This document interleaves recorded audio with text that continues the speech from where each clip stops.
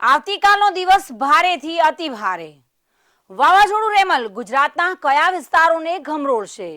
જાણો વાવાઝોડાનો સંભવિત રૂટ અને શું આ વાવાઝોડાની અસર ગુજરાતમાં દેખાશે, અને જો હા તો કેટલી, જાણીશું આજના વેધર અપડેટ્સમાં. નમસ્કાર, હું છું રીના અને આપ જોઈ રહ્યા છો ટુડે ગુજરાતી ન્યૂઝ.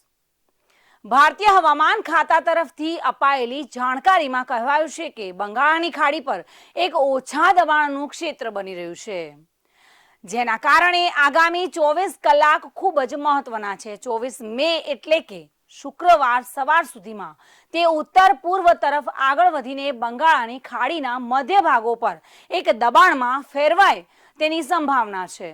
હવામાન વિભાગના લેટેસ્ટ અપડેટ મુજબ તે ઉત્તર પૂર્વ તરફ આગળ વધવાનું ચાલુ રાખશે અને ત્યારબાદ તે વધુ તીવ્ર બની જશે. જો આ દબાણ ચક્રવાતી તુફાનમાં ફેરવાય તો તેનું નામ રેમલ રાખવામાં આવશે. હવામાન વિભાગના પૂર્વાનુમાન મુજબ ચક્રવાત 23 મે થી 27 મે વચ્ચે ઓડિશા પર, મહારાષ્ટ્ર અને ગુજરાત ઉપર પણ પ્રભાવ પડે તેવી શક્યતા છે.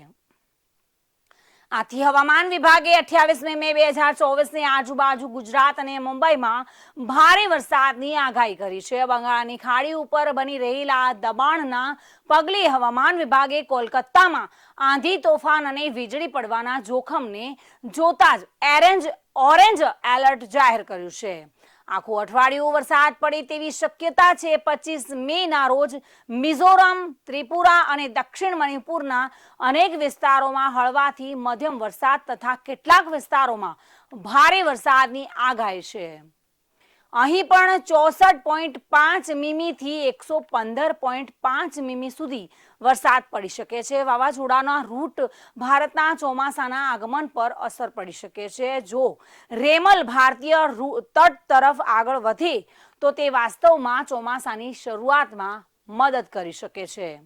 જેનાથી વિપરીત મ્યાનમાર તરફ ઉત્તરની બાજુ આગળ વધવાથી ચોમાસાના આગમનમાં મોડું થઈ શકે છે. અત્યાર સુધી હવામાન વિભાગે 31 મેની આજુબાજુ કેરળમાં ચોમાસું બેસવાની શક્યતા વ્યક્ત કરી છે. જો કે આ અંગે હવામાન વિભાગે કોઈ નિવેદન બહાર પાડ્યું નથી. હવામાન ખાતાના જણાવ્યા અનુસાર 24 મેના રોજ સવારથી 50 થી 60 કિલોમીટર પ્રતિ કલાકની ઝડપથી લઈને 70 કિલોમીટર પ્રતિ કલાકની ઝડપ ઉત્તર બંગાળની ખાડીની આજુબાજુના વિસ્તારોમાં તથા 25મી મેના રોજ સવારથી ઉત્તર પૂર્વ બંગાળની ખાડી અને તેની નજીકના ઉત્તર પશ્ચિમ તથા પૂર્વ મધ્ય બંગાળની ખાડીમાં 24 કલાક સુધી પવન ફૂંકાઈ શકે છે.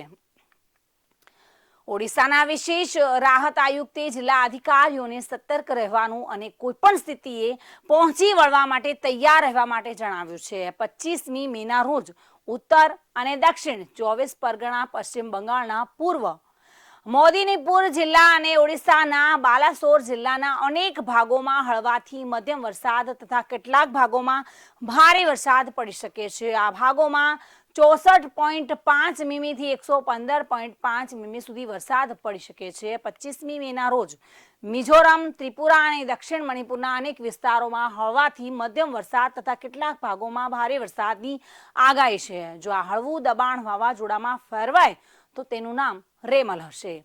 આ સંભવિત રેમલ વાવાઝોડાનો રૂટ શું હોઈ શકે તે વાઇન્ડી નામની વેબસાઇટમાં જે રીતે અંદાજિત દર્શાવાયું છે તે જણાવવાની અને સમજવાનો પ્રયત્ન કરીએ તો આ તસવીરમાં જે શું પરિસ્થિતિ છે તે દર્શાવવાનો પ્રયત્ન કરાયો છે. આ તસવીરમાં આવતીકાલે એટલે કે 24મી મેના રોજ શું સ્થિતિ હશે તે સમજવાનો પ્રયત્ન કરાયો છે. 25મી મેના રોજ આ સ્થિતિ હોઈ શકે છે. તારીખ 26મી મેના રોજ આ પરિસ્થિતિ જોવા મળી શકે છે અને 27મી મેના રોજ સંભવિત સ્થિતિઓ, 28મી મેના રોજ સંભવિત આ સ્થિતિઓ. આમ ગુજરાત પર ટોળાતો ચક્રવાતી તોફાન રેમલની સ્થિતિ અને બંગાળની ખાડીમાં થતી ભારે ગતિવિધિઓ પણ હવામાન વિભાગ નજર રાખીને બેઠું છે. નમસ્કાર.